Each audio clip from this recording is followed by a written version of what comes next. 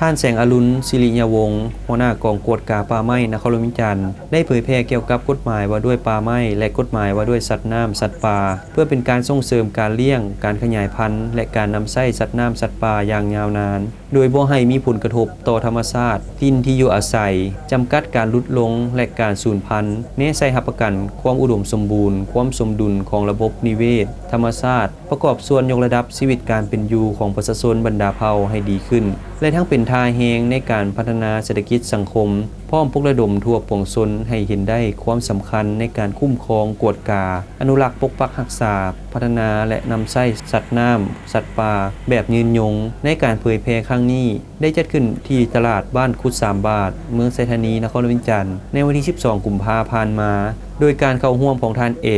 วีลาเกตห้องหัวหน้าแผนกกวดกาสัตว์น้ำสัตว์ป่ากรมกวดกาป่าไม้ท่านนูกีศรีหาราชห้องเจ้าเมืองไซธานีพร้อมได้หัวหน้าห้องการเกษตรกรรมและป่าไม้เมืองไซธานีพนักงานวิชาการที่เกี่ยวข้องนักเรียนนักศึกษาตลอดฮอดพ่อแม่ประชาชนจากบ้านคุด3 บาทและบ้านทงมังเข้าร่วมรับฟังในตอนท้ายของการเผยแพร่ยังได้มีพิธีเปิดป้ายข้อห้ามในการซื้อขายสัตว์น้ำสัตว์ป่าให้แก่ตลาดบ้านคุด3 บาทเพื่อเป็นการยั่งยืนให้ฮู้ถึงระเบียบและข้อห้ามในการจำหน่ายสัตว์น้ำสัตว์ป่าที่ผิดต่อกฎหมายอีกด้วย